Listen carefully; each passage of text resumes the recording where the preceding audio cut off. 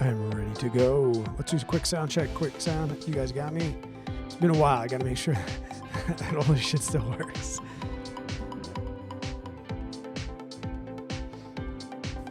So much to talk about. I am so pumped.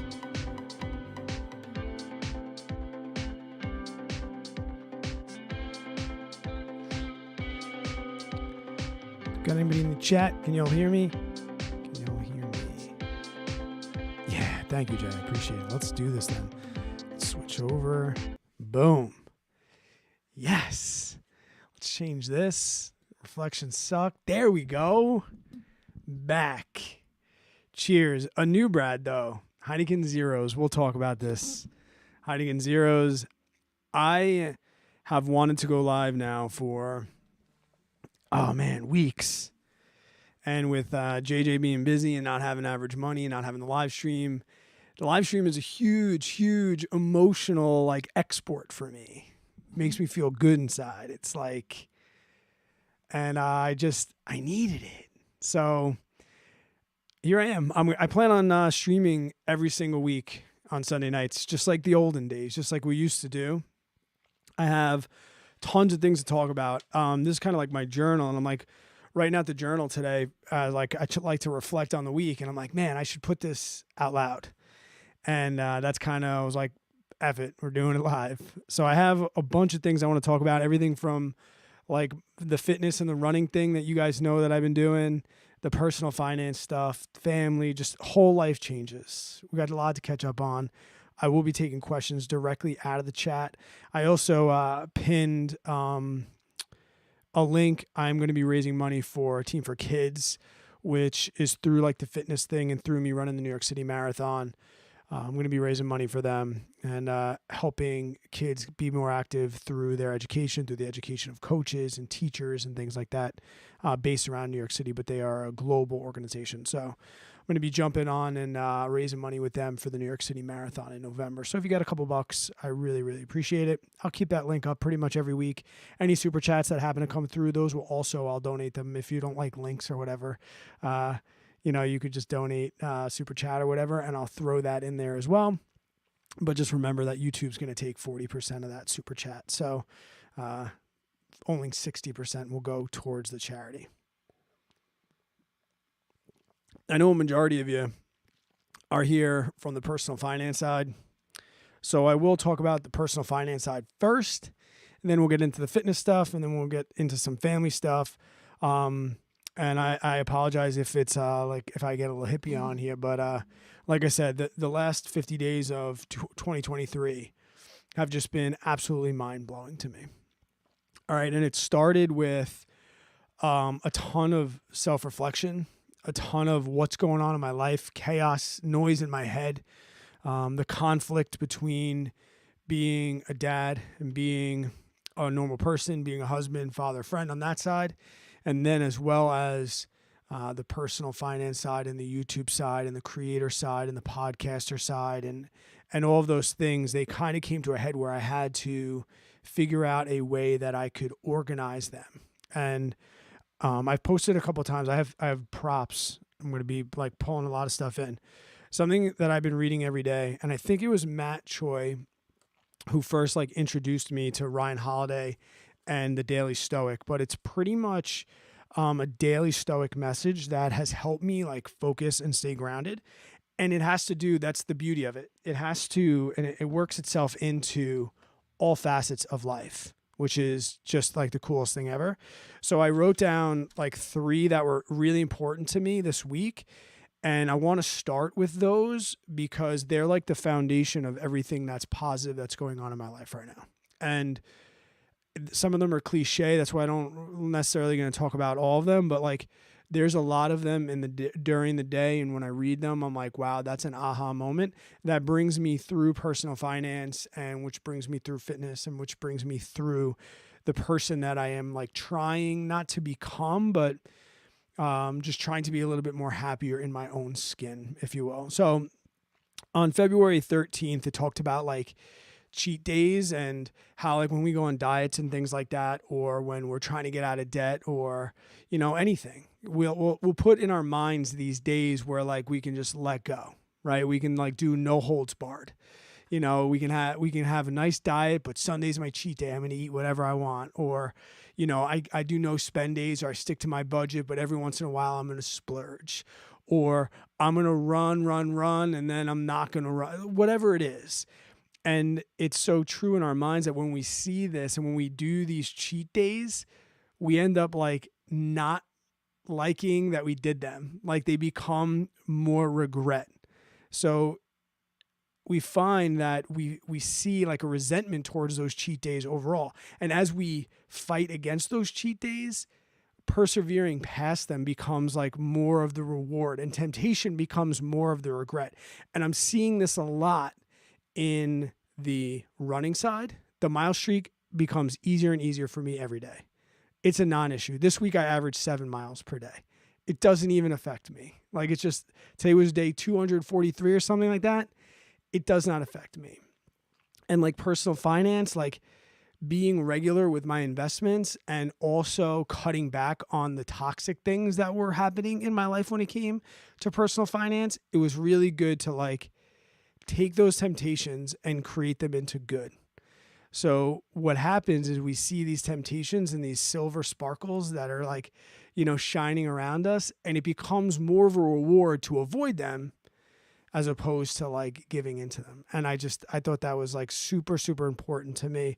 The second one was, don't let your future goals and aspirations blind you from the things and the blessings that you have right now. That was February 17th.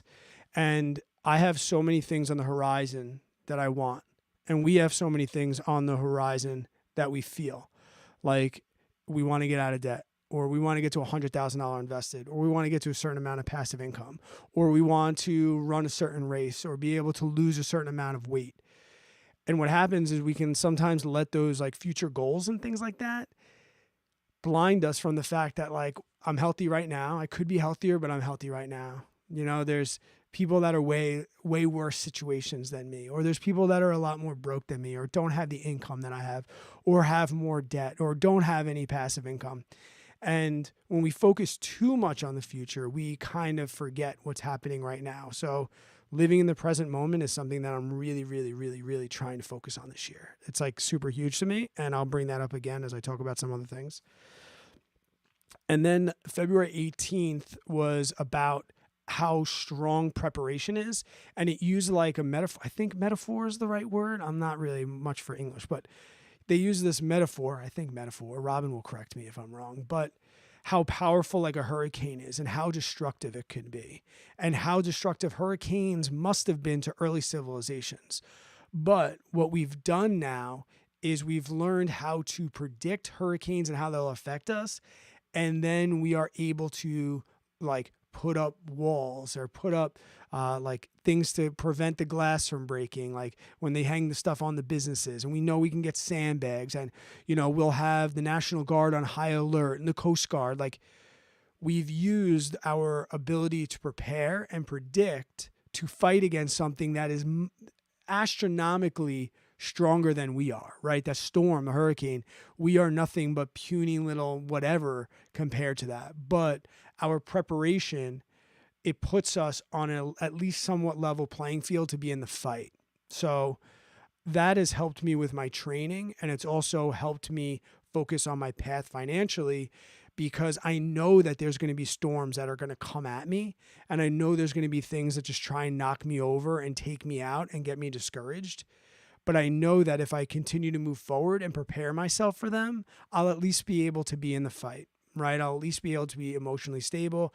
I'll be able to be there, be strong, you know, and things like that. And that doesn't mean I'm invincible. Some things might be able to knock me down, but I know that if I just put myself through a good amount of preparation, then I'll be good to go. So those are like the 3 Stoic days that really, really meant a lot to me this week. And I look forward to it every day. It's so hard not to read ahead, but I've been told by others that read it, like, don't read ahead. So I'm not going to read ahead. I guess I'll get the elephant out of the room with the zeros thing. for those of you that have been around for a bit, you know that I like to sip some sauce. I'm a drinker. I come from an alcoholic household.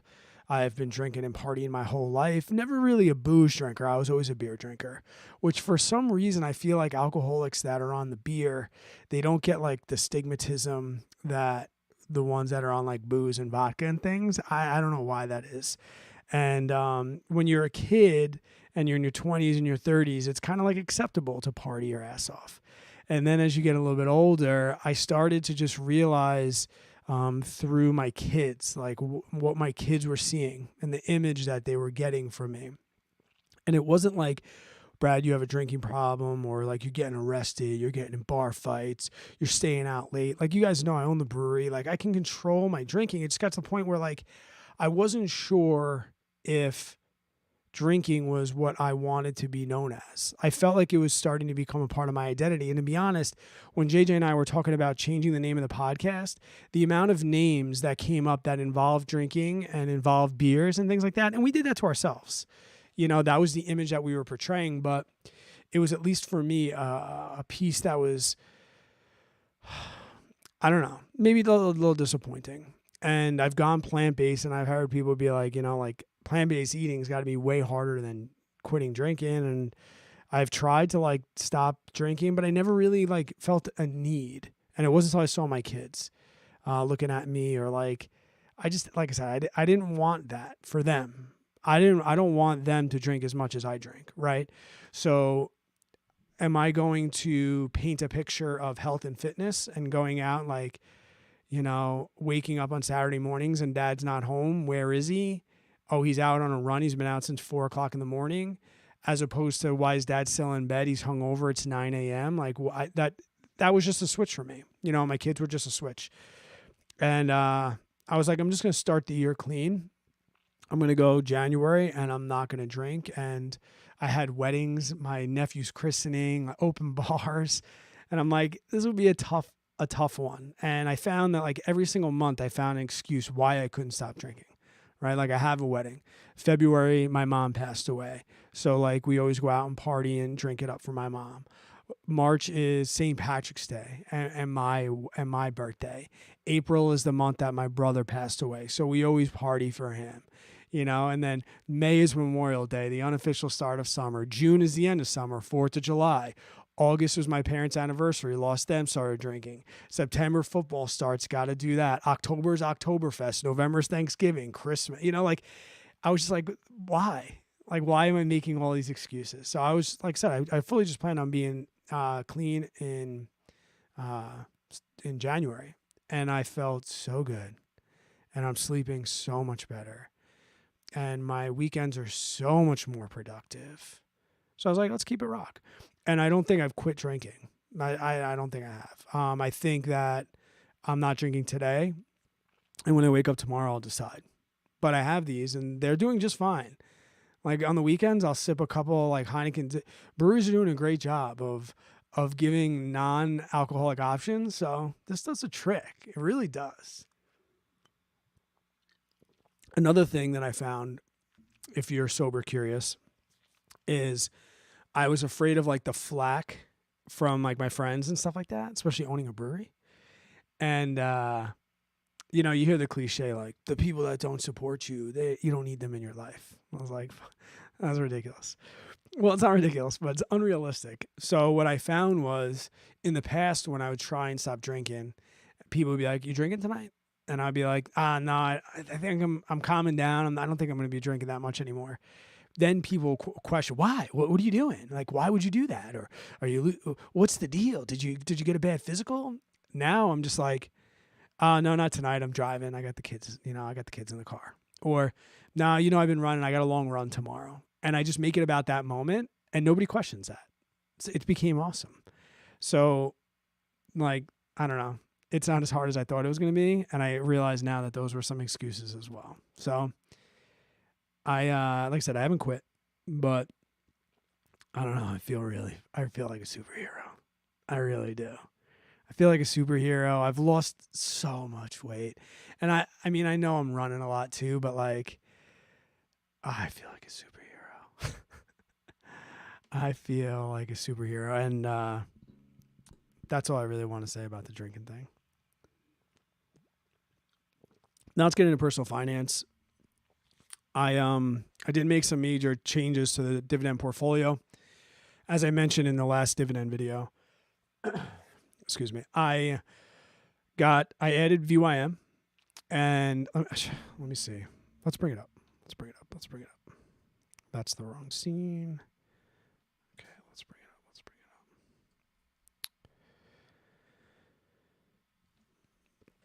So I added VYM. Let's go to the tickers. This is the dividend tracker, guys. It's dope. Dividend tracker's dope. I added VYM. All right, you could see it here. And I picked up 52 shares of it right off the bat. I did make that about 10 to 15%. And then the primary holdings inside VYM, as I mentioned, holdings. I sold off anything that I had in the dividend portfolio that was in VYM. Okay, so I owned J&J. I sold that off. I owned JP Morgan. I sold that off. I owned Procter & Gamble. I sold that off. I owned Pfizer. I sold that off. I owned AbbVie. I sold that off. All right. The ones that are in the top 10. So I kept some of these other ones down here, but primarily I didn't want to over allocate myself. So that's why I got rid of those in the portfolio. So now it's a little bit more manageable for me, at least. If we go to the M1 portfolio, and I did put like why I hate dividends. And I will say, people, they jump to conclusions. Like, was I trolling people a little for views? Like, yeah. And people are like, you're getting mad. I'm like, I wasn't mad. I just said, I hate dividends. I hate paying taxes, and like everyone was like really beat up. And I'll answer some very common questions that came up in that comment section. Number one, everyone's like, put in your Roth IRA. Just put in your Roth. You don't have to worry about it. Put in your Roth, Brad. Number one, thanks for joining the channel. If you've been around for any sort of time, you know that I will not put anything but VTI in my Roth IRA. And you know why? Because I talk about it in every Roth IRA video. That's first and foremost. Second off, there's 43 grand in here. What is the maximum amount of money I could put in my Roth IRA? $6,500. So how do you want me to do that? How do you want me to do that? That's it. People don't think about that. And then the big one, and this even got debated inside the Discord, is, why you're selling options. You're doing the wheel. How much could you hate taxes? I said, that's apples to oranges, because in an investing portfolio, and I'll get to the comments here. Thank you so much, guys. I have an investment portfolio. I have the option of unrealized capital gains long-term in something like VTI, or I can choose to pay taxes on them. Like, I had the choice. If I had the choice between an option strategy of selling options and not paying taxes and an option strategy of not paying taxes, I would choose the one of not paying taxes over taxes. But this, options, I don't have a choice. This I do. So the question is not like, am I trying to avoid taxes? It's no, like, I have the choice in dividend investing to pay taxes or not to pay taxes. Why am I making the choice? That was it. It wasn't that I'm not going to do any investing that includes taxes. Stupid. I don't know. People were really bent out of shape. They were really bent out of shape.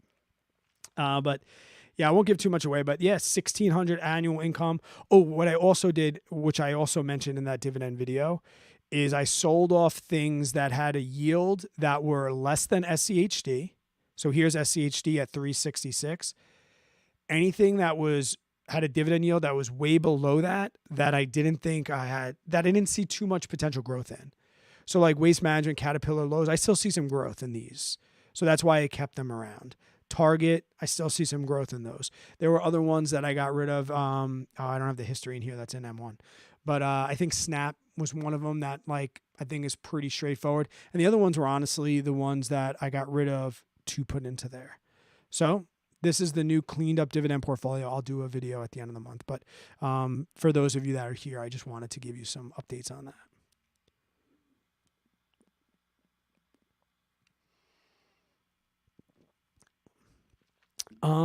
Robin, to answer your question, I want to say $175. I made a goal of 2,600 $126, the distance of a marathon, if you will. If we're being honest, I hope to get like 5 or 10K.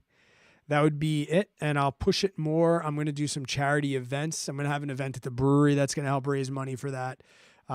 Generally when I fundraise, I have like a 5 to 10, but for now I put it up there as 26.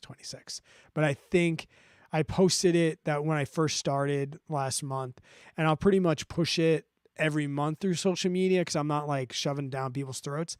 But I think, I think I got like $175. So thank you for donating as well, Robin. I saw your name on the list. I appreciate it. Core Web Services, thank you so much. Thank you. Luciano, I appreciate the kind words. Brad, you ask a great question, but VYM and SCHD 65 similar. Let me just show you that because that is something that I did look at. The top 10 holdings are actually pretty different unless I was checking those out back when I was drinking.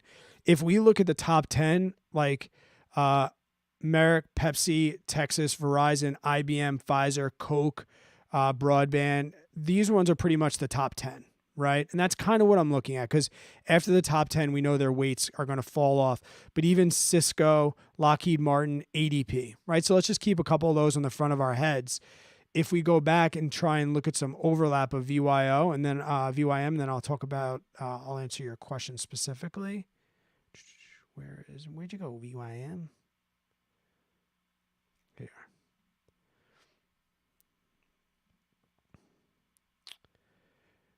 There's not really a lot. Like Home Depot was down on the list. I think Coke was down on the list. But other than that, here's Merrick way down here. I know they have a ton of overlap. I'm not denying that. And 65 might be right in their total holdings. I'm more looking at that top 10, to be completely honest with you. As far as Degro, I've looked at it, but to be honest, I haven't done enough research on it. And it's not really I'm not against it. I don't know enough in the space. JJ has been teaching me a ton. So he's been teaching me a lot about it.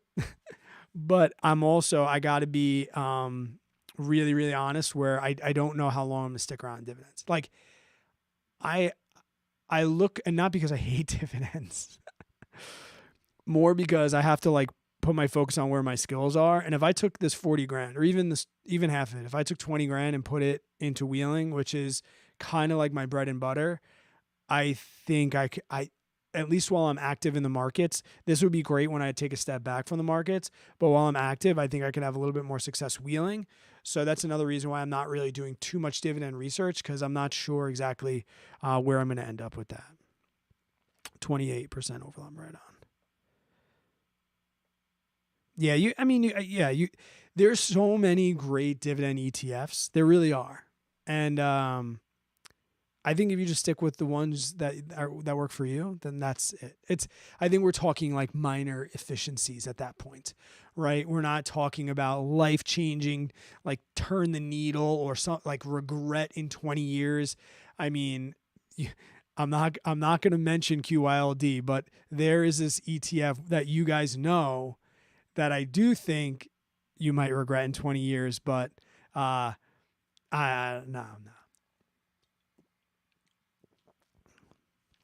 We'll get to like some fitness things in just a couple minutes, and but let's get through all the personal finance. If you have any personal finance questions, investing wheel questions or anything like that, I'll bring up Robinhood quick. I'll also say this year while I'm changing screens, I have been reading a lot. Right now I'm reading Courage is the Way, also by Ryan Holiday. I've never really been a big reader, and it's so sick. I'm just loving it. Let me get my face out of the way here. I'll put me over here. So new this week was Amazon. Full disclosure, and something I haven't really talked about in videos yet. I want all the FANGs. Is that still a thing? I want Google, Apple, Microsoft, Amazon. Fuck Meta. I'm not going anywhere near Facebook. I just hate them so much. But I really want that to be my wheel portfolio. So Amazon just happens to be next on the list. If we look down here in my watch list, we can see I have them ranked in order of price. And Amazon was just next on the list. So this, for all of you, if I don't say it explicitly, you'll know that by this watch list, like what's next on my wheel. And I don't know if I'll really be focusing on anything. I own these shares of Camping World. I did close that order. I will continue to wheel it, and I'll continue to roll it. I'm not looking necessarily to get assigned on Camping World just yet because the dividend is dope on it. So just by holding it, I'll be okay. And then the Google, I rolled that back up. The Google, I have to make it dedicated, its own video for the Google Play. It's insane. It's literally insane. I've never seen anything like it with an open of a covered call, and then it just going so bad against me, making the perfect roll at the perfect time, and Ivy Crush just saying, yes, I will help you. Thank you. And now rolling back down to 95, now rolling back up to 75. This started with a covered call 92. So I'm getting $500 at least in capital gains. I've made over $1,300 in premium in 3 weeks rolling this one play. It's been glorious. That's really all I have to say about the wheel portfolio. Where am I at with day trading? I will say what happened with me and Top Step, the Stoic in me doesn't want to say anything bad, but it didn't go well. They didn't do right by me personally. I will say for the record, I think they have a great platform. And I still think it's probably one of the best prop platforms. But they're run by people that I don't really align with. And like when you go against your word, it's that's all I have to say about it. We could talk about it over the campfire, but I'm not out to slander or make any bad remarks. Just not my style. So they put a really, really, really bad taste in my mouth. They didn't affect like my trading or anything. I just don't, looking at the screen just makes me think of them still. And I don't want to trade out of anger. I don't want to trade out of, what's up, Joe? I don't want to trade out of, I'll show them. I don't want to trade in competition with anybody or anything. They compared me to other people. And so until I can at least like let that cool down, I just seen the Discord. I went back to micros, trading them just for fun, but not every day right now. And I haven't given it up, just not every day. I needed a break from it. I went hard. I day traded. There's like 288 trading days in the year. In 2022, I traded like 96%, I think we saw. So I didn't take any days off in 2022, and I just needed a little bit of a break from trading. Yeah. So I said it was going to be a 1-year project, and it was, and I learned so much about it, and I still love it. But unfortunately, it just like, I just got scarred a little bit for a little bit. That's all.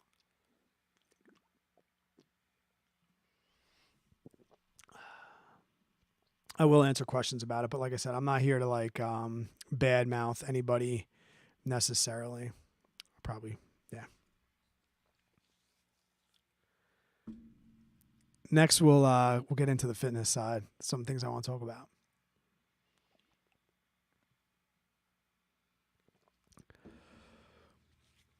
So here's a little background on the fitness side. And if you are here from the personal finance side, don't go anywhere just yet, because it's incredible to me how much the two overlap, at least from a mindset. You can hate exercise, but the lessons that I learned in exercise help me in personal finance, which is like ridiculous. And let me actually flip that. The strong basis that I've had in personal finance has led to my success in fitness. Joe, I don't care what you buy, man. You can buy whatever you want. So it's, yeah. So with that said, today was mile streak 243. I've run at least a mile every single day since June 20th. I think I've averaged I think that the total average is like 4.3 miles per day since then. My mileage is up around 50 miles per week. I can actually show you just to give you an idea of what that looks like from a standpoint of, let's see, so you can see over here, this is my Strava. It's where I like track everything. I ran 50 miles this week. I've run 302 miles. If we look at the let's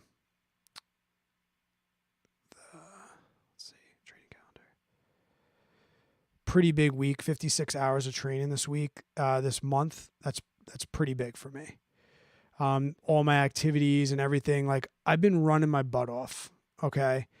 And it's been really, really nice to grow slow, but the other things that it's led to have made it even better.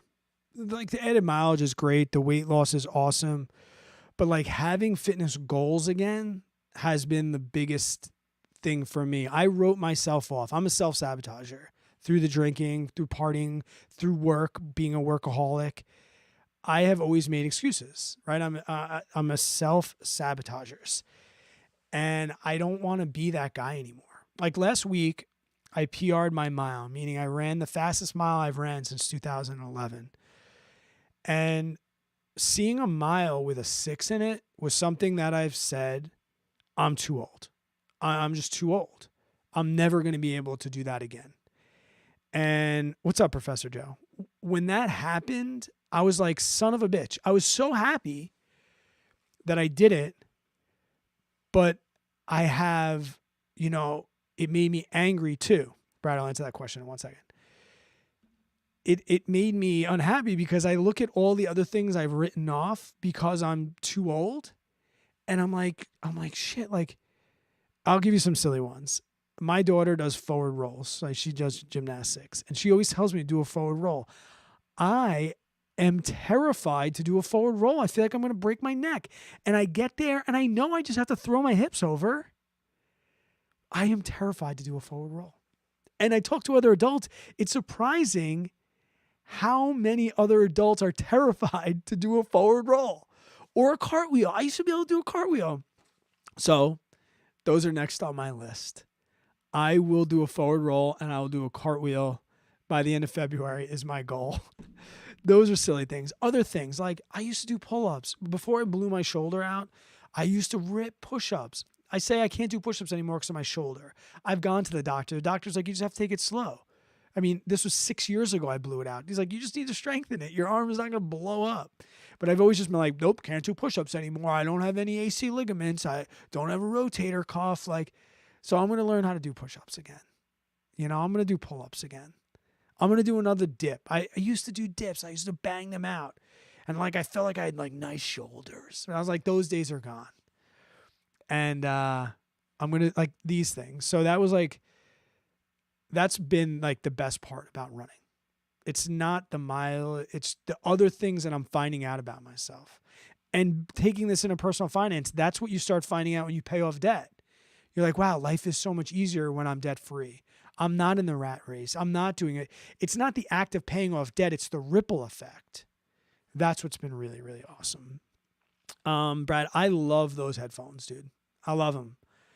And people you can't use them in a noisy work. No shit. They're open ear headphones. But as far as safety or I've been running the big race that I'm doing in September. I'm running 100K in the valley in the mountains in Virginia, and I will be running at night in trails. So I've been mimicking that, going out at 1 a.m. and running for a couple hours, and it's long runs. So I kind of want to have my headphones, but it's sketchy. It's just sketchy in the woods. I can run the streets with a headlamp all night. The woods, just sketchy. Especially with the headlamp on, all you see is eyes. You don't realize how many bunnies and shit are in the woods. So I feel like I want the open ears. I keep them really, really low, and I just want to hear stuff. I love them for that. I love cycling with them. Just the ability to just hear things. And are they Beats headphones where you're going to no, they do the job for what they need to. The sound is not shitty. It's not outstanding, But like for what I use it for mostly podcasts and like EDM and like things like that. Like if you only listen to like super bass 808 hip hop, yeah, all right. Or if like you're in the office and you want to use them at like your desk and there's like other people in your office, yeah. But like I don't know, I love them. I love them. Yeah, Joe. So the cardio, yeah, and like I'm sleeping better. I'm tired at night actually. This is the late I changed my bedtime around. Sleep and recovery has been huge. I've been doing ice baths, cold plunges, saunas. Like I went all in and it's awesome. And yeah, like just emotionally and mentally. Like that's the other thing. It helped with the drinking too. Like I don't need that outlet anymore. Like it's just good. Uh I do forward rolls and I get notified. Thank you, Luciano. Thank you very much. JJ tells me, but here's the issue with JJ because we haven't quit. I would say that JJ and I, we twice a week we say let's record today, and with me going to bed earlier, and we're on a 3-hour time. My phone is fucking blow. It's 9:00. With I don't want anybody to have my phone number anymore. Um, with the time difference, and he also keeps his kids up a lot. So like for me, my kids still go to bed at 7:15 the latest. That's it. His kids, they stay up later. He keeps his kids up. So like, not only are we 3 hours difference, but he keeps his kids up 2 hours past where I'd keep my kids up. And I can't start. It's mostly me. It's not him. I can't start recording a podcast at 10:30 at night anymore. I'm getting up at 4:00 in the morning and running before work. I just can't do it. I had to choose. Do you want to get up at 4:00 in the morning because you have these goals right now and you want to exercise because you don't want to run when your kids are awake and lose time from them? Or do you want to stay up? And it just, so I said no. And then other days he'll be like, okay, I'll figure it out. We'll start recording at like 8:00 your time. And I'm like, I can make that happen. I love it. And it just doesn't work. But he's only there for 2 more weeks. He's going back to Missouri. I've been told we're getting back on a routine. He misses it just as much, if not as much as I do. Like, but Average Money's come back. We don't know if it's going to be Average Money, but JJ and Brad will be coming back. Joe, yeah. I still CrossFit style workouts. I'm doing the CrossFit Open. I do strength train, but actually nothing with my legs a little bit. I'll do air squats and stuff like that, but I really can't compromise fatigue in my legs right now. My strength for my legs is like power hiking up like steep inclines and hills and things like that, or really extreme inclines on the treadmill. That's kind of my strength for there. But as I mentioned, like, yeah, I want to get back to being able to rep push-ups and more body weight things. I can still clean and jerk 225. I can still deadlift 345, 350. I can still do most of those things. Deadlift is a PR I never want to get again. Am I bar muscling up? No, I'm not doing any of that. But yeah, no, I'm still moving some weights. I used to own a CrossFit if you didn't know. So when I left that business, I took one of everything. So I have a CrossFit gym in my garage essentially. So yeah, still doing a lot of CrossFit. And on 23.1, I can't do a muscle up. So I got to the muscle ups. If you saw what that workout was, I think it was a 14-minute AMRAP, 60-calorie row. And then what do we do? After the row, we did some toes to bar, 50 toes to bar. And then we did 40 wall ball shots. And then we did 30 cleans. And then it was muscle ups. I can't do any muscle ups. Yeah, EDM's fun. I get in, sometimes I need EDM to run. Sometimes I need a podcast to run. Sometimes I just need nothing. It's kind of weird. But I found that like I used to make my own playlist and then I'd hate my own playlist. I'd be like, this sucks. So like now I'll just like go on Spotify and I'll type in like long run EDM and I hear songs I've never heard before. That's like the best thing to do right now. It's like I'll like long run upbeat and I'll find something like that. The other thing that's been really cool running is finding a new running community, like seeing all these other people to motivate you and make you feel like shit. Oh, Mark, what's up, man? Day Tripper, I love it. How many names you have on YouTube? I brought another prop down. Let me show you this. So I have a running Instagram, BradFinnRunns, for anybody that doesn't know. Whopping 175 followers. I was talking the other day. I've ran in the same shoes for 13 years, 14 years. And I'm very like, if it ain't broke, don't fix it. Like, I hate new things.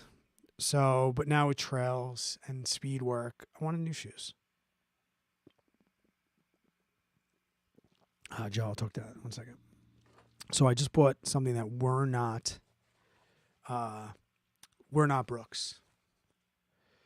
These are Asics Nova Blast 3, the Trail Edition. I have a YouTube channel for the running thing too, for anybody that doesn't know. So I'll be doing a full review of these, but way outside my comfort zone. Way outside. But they're so much lighter. I've also been running with toe socks, game-changing, life-changing. These finger toe socks, thought I'd hate them. They actually sent them to me, and I love them so much I bought 2 more pair. So yeah, 80s Pandora playlist. That might be all right. That might be all right.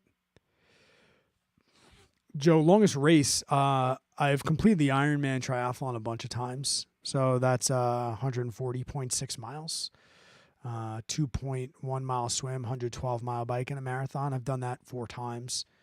A number of half Ironmans. I come from an endurance triathlete background. That's another thing about this fitness thing that I really didn't tell anybody. All things considered, I used to be the fit kid, not the partier, not the drinker. I played competitive lacrosse, very competitive lacrosse, state champion level lacrosse in high school. I played lacrosse, a little dabbling in college. I owned a CrossFit gym for 6 years. It's still open to this day. That opened in 2011, I want to say. That's still open. I was an endurance athlete and did, like I said, Ironmans and everything you can imagine. The Hood to Coast is a 200-mile relay. I've been a part of that a bunch of times. But as far as like just strictly one sport, the furthest I've ever swam, I did a 6 mile, like a 10K open water swim. We call it the shore to shore. I mean, the cross bay swim here. So it's 6 miles. I swam that. I've ridden 150-mile fondue. So that's like a pretty long bike ride. And the longest running race is actually in training for this ultra marathon that I'm doing, which is 27 miles, just a little more than a marathon. So I got the 50K, which will be 31 miles on April 15th. And then I have 100K on September 24th in Virginia. Then I have the Hood to Coast in Oregon, Portland, Oregon, the end of August. And then I'm running the New York City Marathon for the 3rd time in November. Oh, I got you, Luciano. I got you.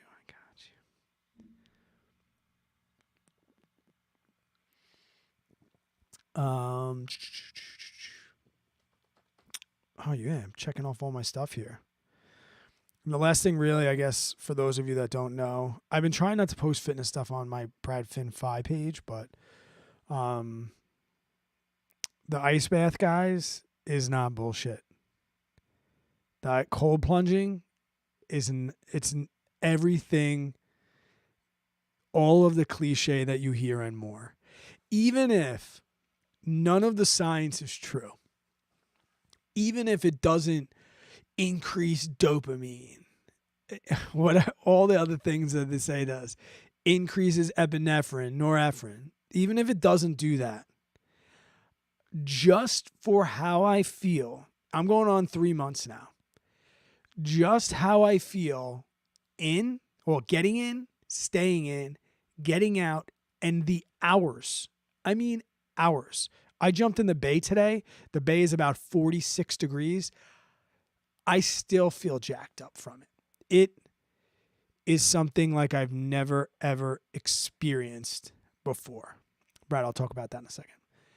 I've never experienced it before. It's incredible.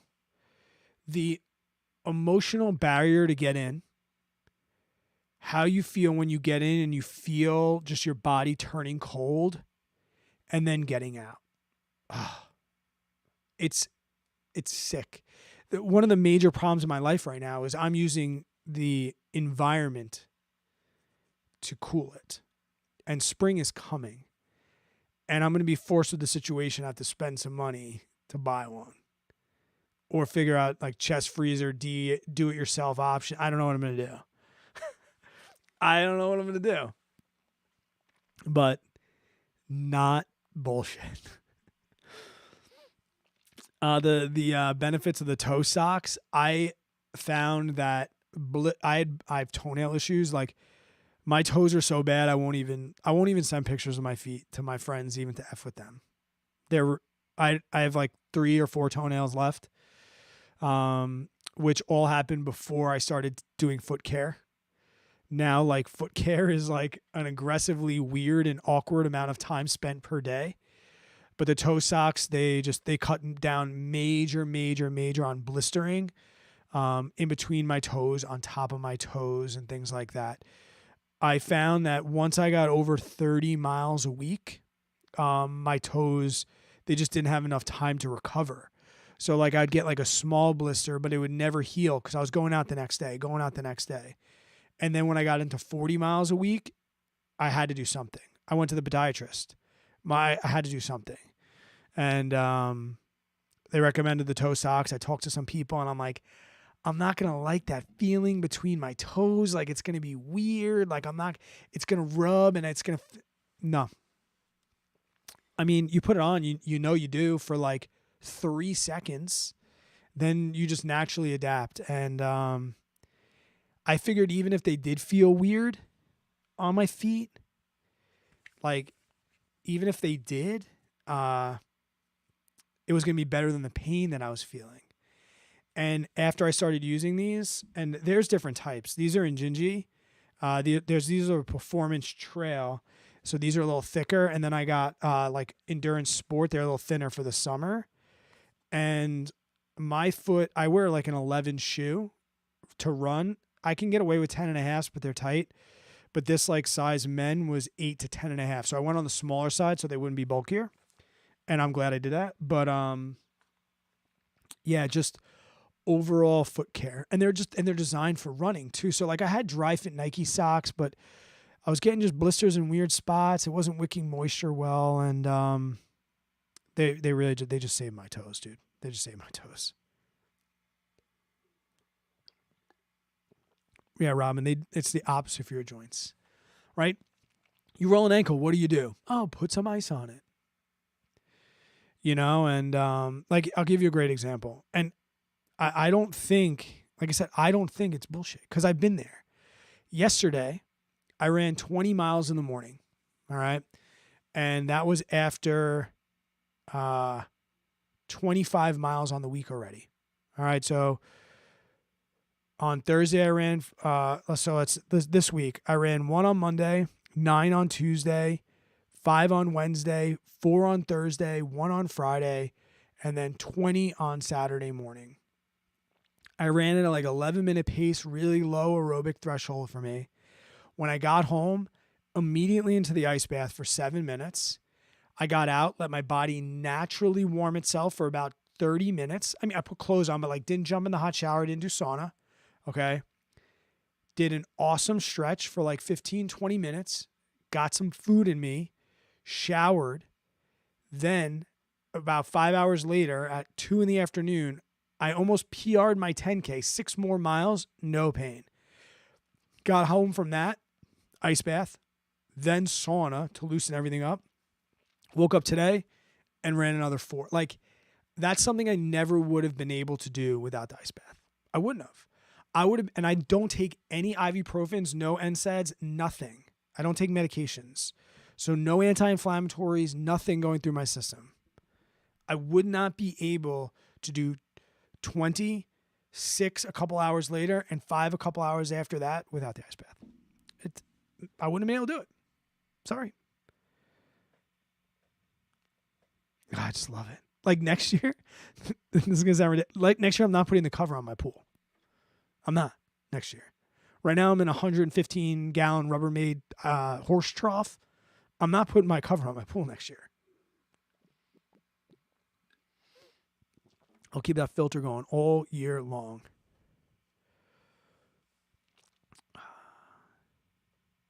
Yeah, man, dude, but that's 10K is dope. Like the 50-mile week I did this week, I was talking to my brother about this because he's starting to run. And that's another thing. When you lead by example, people follow. My brother Dan used to always really be fit too. And he was looking at like my growth chart, my volume chart. 11 weeks ago, I ran 16 miles for the week. 11 weeks ago, right? So we're talking about 3 months ago. I ran 11 miles for the week. And the following week after that, I ran 30 miles. No, it was 2 weeks after that. So week 13, I ran 30.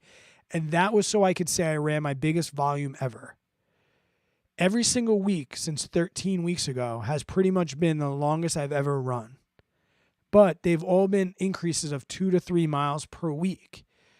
So I'm not making these huge jumps, right? But in June, when I started the mile challenge, I did 7 miles per week, 1 mile per day for like a month and a half straight, almost 2 months. Before, like when me and JJ did the beer mile on the 4th of July, so a little bit like 2-3 weeks into the mile streak, I wanted zero to do with running a 10K. Zero. I did not want any part of that. And then it just kind of happens by accident.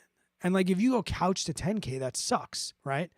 But if you do 1 mile 4 times a week, and then one of those days you make 1.5 miles or 2 miles, and then you just keep doing that. And then it just becomes like, and I said this to my wife, and like I said, you can't, just like personal finance, right? You can't look at my now and compare it to your now, right? But I was saying to Tara the other day, we went out and we did last weekend. I didn't have the kids. They went out to grandma and grandpa's, and me and her went out and we ran 9 miles in the trails. And like casual fun. And like we got back and we're like, can you believe that we just like casually just went out and ran 9 miles? That's something we never would have done. So like, I'm happy that you ran 10K, and I'm happy you suffered through the last 2 miles, and hopefully you'll try it again sometime. I don't know. Maybe it's not for you. You'll look for something else. Okay. So the heel striker versus toe runner benefits. Here's what I found, and that has a lot to do with the switch in shoes. So a big stat in shoes is the drop. Okay. So there's this is a height in the back, and then we have a height here. The difference is called the drop, all right, the heel drop. And generally, heel strikers, people that land heel first, they want a higher drop, okay? With that comes stress in the hips and the knees. So hips and knee problems, your drop is a little too high. The lower you go down in drop to neutral, like barefoot Vibram shoes and things like that, there's a lot more flex needed. So that's Achilles pain and calf pain. So if you have Achilles pain, calf pain, they generally say to raise up your drop. If you're a 4-foot striker or a toe striker, it also means you should probably run at a lower drop, from what I've read. As far as like the heel and toe striker, I was defined as a heel striker when I started. And I think I'm more of a midfoot now as I've strengthened my feet, the arches of my feet, my running technique has gotten better. I think as we raise our cadence up, we naturally go onto the balls of our feet a little bit more, right? And what I've also found out is that when you get tired, everyone eventually is a heel striker. When you walk, you're going to be a heel striker. So for the ultra marathons and stuff that I want to do, I know that I'm going to walk. I know that I'm going to be a heel striker. But I think what's more importantly is where your foot hits the ground, not what part of your foot hits the ground, from my experience. So for example, you want your foot to hit the ground, whether it's heel, 4-foot, toe, under your body, right? That's where you want your foot to land. So you don't want to be reaching out with your foot with a long stride. The long stride happens in the kick, in the backside of your stroke. So it doesn't really matter that much if you're a heel, toe, whatever. I find that the higher cadence, it's easier to be on your toes, but as you fatigue, you're naturally going to go back to a heel striker, because walking is essentially heel striking. Like you don't see people like walking on their toes. Like that would be weird. So I think when you're running, and this is what another benefit of treadmills is, like you can get a mirror and you can kind of see. I think it's more important where your foot hits the ground in relation to your center of mass and your hips than what part of your foot hits the ground. That's in my very unprofessional opinion. Yeah, so where did I start with the ice baths? I tried cold showers and I hated them. And I still hate them. And I shower in colder water than general. I wouldn't consider it cold. My wife won't even go in the bathroom when my shower's on because she says it's cold, like air coming out of the shower. I've always showered in generally a cold shower. All right. I just always have. Even like didn't even know it. I just don't like hot water. I just don't. All right. I don't feel like I need to like walk out of the shower hot. But with the cold plunge, I kind of just went all in, man. I have the bay and the ocean right near me. So I'm always surfing in the winter and things like that. So I've always gone in the ocean, but when I surf, I have wetsuits on like that. But we always do like polar plunges and things like that. So I've been in cold water, but never intentionally. And my buddy had the same exact cold trough that I have. And I was over there in early November. The water was like 47 or 50 degrees at that point. And I was drinking, which you should never do. Not because of drowning. I thought drowning was the reason you should never do it. But when you drink, right, it shuts down your hypothalamus a little bit, which is the thing that regulates your body temperature. So like your brain literally doesn't know how to warm itself up. That's why you should not do this if you're drinking. But anyway, I was like, I just got to do it. And he was very good about it. Told me like the breath work and things and he's like, it's going to suck for 10 to 15 seconds. And then this feeling will come over you and you won't even realize what you're doing. And he was right. And the only things that have been really, really hard, the days that have been really, really hard with it are the days that I already have like a little internal chill. Like, those days where you're just like, have a little chill. Getting in those days sucks. When it's windy outside and like you can hear the wind, and that just psychologically makes it colder for some reason. Doing it at night kind of sucks. Same thing, psychologically makes it colder. And we had a spell through like December into mid-January where it was frozen solid pretty much every day. Those days were hard because it shrunk the bath. So like I had to like cut a hole that I could kind of get into. But like it was just more annoying because obviously Tara's like, how cold is this going to be? I was like, water can only get to 32. But like when it's slushy, like it was psychological things that made it feel colder. But you just say, I can do hard things. I can do hard things. You take a deep breath. You stand. You say, I can do hard things. I can do hard things. You take a really, really deep breath, the slowest exhale ever until your butt hits the bottom of the tub. And then 10 to 15 seconds, you're fighting like hyperventilating. You're just taking deep breaths. And then after 15 seconds, you're good. If you make it through the first 15 seconds, 2 minutes is no problem. I shot for like what Uberman says is like 11 minutes per week, right? I started there. And I won't go in excess of 7 minutes per day, like 7, 8. I think I did 10 once, just say I did 10 minutes. But I try and do 7 minutes per day, and Mondays are my day off. I give myself one emotionally mental day off, and it's Mondays. Everything else is unnegotiable, non-negotiable, unnegotiable, whatever you want to say. Like last night, I spent the night at my in-laws, and they don't have an ice bath. I drove to the bay, like non-negotiable. It was not Monday. I will be in there.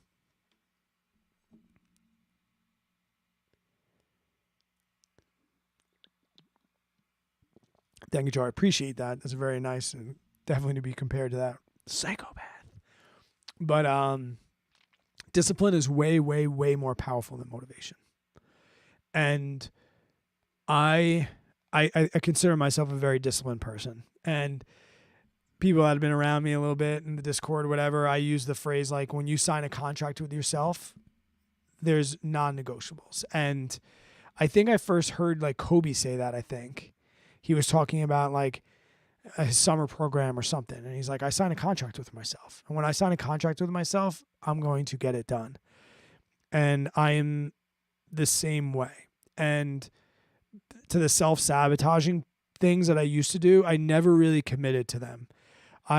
Even through the Ironmans and stuff, I kind of did those to prove people wrong in a way, or just to like keep people off my back. You know, like Brad can't be an alcoholic if he's doing Ironmans. Brad can't be partying too much. He can't be a deadbeat if he's riding his bike 300 miles per week. He can't be a complete loser if he owns a CrossFit gym and he's working out and lifting weights and can clean and jerk 135 30 times unbroken in a minute and a half. That's great. So CrossFit workout, you know, things like that. They were never for me. They really never were. And this is the first time I'm doing stuff for me. So these are the contracts that I signed with myself. They're for me. And you hear like that the cliche TikTok or the reel where it's like, just imagine if you dedicated 1 year of your life to being your best self. And I took that to heart. 2023, I am going to dedicate. There will be no excuses. There will be no excuses. I'm bringing out all of the cliche quotes this year. Medals are made in training. Races are just to go around and pick them up. Like, I'm bringing out I want to be a meme this year for, you know, inspirational quotes. You know, I don't want to go finish this 50K in April. I want a podium in my age group. I don't want to run the New York City Marathon in November. I want to PR my marathon and not by a little bit. I want people to look at my marathon time and think I'm 25 and I'll be 41. Those are the contracts that I'm signing with myself this year. And I'm not a morning person. I'm waking up at 4:00 in the morning because I'm not going to sacrifice like the time without my kids. 4-hour run's a long time. I can't do it. And I'm not saying people do. Like, some people have situations where they can make that happen and they can not see their kids. Like, some people can do that. I can't. So I appreciate it. I'm very disciplined. Very. I'm not motivated. I don't. It's funny. Goggins is the one that's like, I don't want to do this shit. Like, I don't. I really don't. But I can do hard things. And I want to do hard things. And I want to know at the end of this year, I don't want there to be excuses. If I finish last in my age group for this 50K, I don't want to be able to tell people I was out partying, you know. I was going to do well, but, you know, I was drinking, or, you know, like I went on vacation like the week before, or I'm starting this new business, man. I'm working 80 hours a week. I'm doing that. I don't want that shit anymore in my life. And that's where I've been, man. That's where I've been. I'm starting a YouTube channel. I got this YouTube grind. I got the brewery. I'm doing this. I'm trying to buy real estate. I just don't have time for that. I got a newborn. I can't worry. Like, I'm done with that. I'm done with that. Those days are done. I'm going to get this done. And, I mean, I led by example getting out of debt. And I've helped some people with that. You know, I haven't helped anybody with emotional health and fitness in a long time. You know, I've talked about my brother taking his own life, but I've never talked about how mental health how that has affected my mental health. You know, Patty talked about, like, guys don't talk about stuff enough. All these things just came rushing in. Like, damn, son of a bitch. Why can't you just be a badass, or be your version of a badass? I'm not saying people need to run to be a badass, but for me, I did. That was like a box I needed to check off. Stupid. I was saying before, forward roll. Like, forward roll is stupid. When I do a forward roll, shit, you better believe I'm gonna have it on video.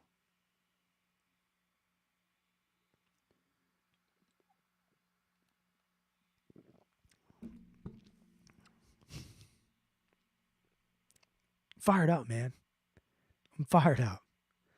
Did everyone leave? I can't see how many people are in here. Did I scare everyone away with that? Does anybody have any last minute questions for the chat? I think that's it. We didn't really get to talk about family. Maybe. I'm taking my family vacation, put my kids on skis for the first time. Pretty excited about it. My daughter's getting so old so fast. It's scary. So old, so fast, so smart. Yeah. Family's an interesting thing. I have like things I want to talk about with like families, but like I don't know the right way to say them yet. So my family's good though. We're healthy. We're good. We're thriving. We're thriving. We're trying. And that's all we can really do. You know? Just I guess what I'm telling my students every day when we leave the class is you used to be able to do a front handspring. See, that's something I never was able to do. I used to be able to do a standing backflip. I should put that on my list. Thanks, Joe. Both Joes. Yeah. Professor Joe, knock that handspring out. Was it going to take you a year? How long will it take you? If you're being honest with yourself and you signed a contract to yourself, Joe Rogan said, pretend like there is a video crew following you around, right, Professor Joe? If someone came up and knocked on your door, hey, man, we're doing this new show where we take old people and we try and, I don't know how old you are, but we take old people and we get them to try and do things they used to be able to do. We'll give you $25,000 for appearing on the show. We heard you used to be able to do a front handspring. If you can do it again in the next year, we'll give you $25,000. But we have to document it. Like, would you be able to do it? Like, obviously there's physical things. Like, my father-in-law used to be a gymnast. He used to do dope shit on the rings. He has a degenerative back issue, like has fused spine. Like, he can't do that. There's certain things like literally you can't, but like I'm talking about physical things that really are just mental. Or they're physical things because we let that physical part of our life go, right? You know what I mean? How long would it take you? 3 months. Shit. Not to mention, 56. So you have 20-year-olds. I always think like Avery, like, not that I want to be the hot dad, but like my dad was like a good looking dude. And when the girls I used to hang out with used to be like, oh, your dad's hot. Fuck you, bitch. Not to say I want that, but like, I don't want to be like fat dad, dad bod dad. I'm not bald. I have that going for me. So if I can put together like a little bit of muscle tone, I could be all right. But do the front handspring. Do it. You know how good you'll feel? But just like my mile PR, you'll feel good, but then you'll feel shitty because you'll find something else. You'll find something else that you need to put on that list. You'll be like, damn it, I did the front handspring. What? I got to do something else now.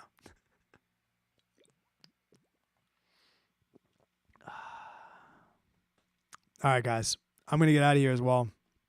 That was one of the best hours I've had in a long time. As far as like social media is concerned, social media has been really, really toxic for me recently. And this made me love it a little bit more. So I appreciate you.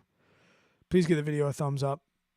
Check out the links in the description. There are ways to help me, things I'm doing. Joe, if you have a question, I'll stay on definitely. I love HIIT training. I love them. When I had the CrossFit Tabatas, used to be my favorite type of workout. Tabatas 20 seconds on, 10 seconds off for 4 minutes. So 8 rounds total. One of my favorite types of workouts. Not the kind of muscle stimulation or aerobic capacity that I want right now.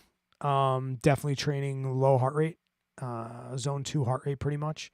But I love intervals. I love them. They're fantastic. That's like the short answer. But I'm definitely going to go live every Sunday night. God willing. So I'll at least catch you. I'm going to chop this up, put it all over social media and do that whole thing. But thank you so much, guys. I appreciate you. And I'll talk to you at least next week if you're in the Discord. I'll see you in the Discord. And if you want to help me out with the New York City Marathon, I'm competitive and I want to have the highest fundraising amount on the whole team. That link is pinned here in the comments.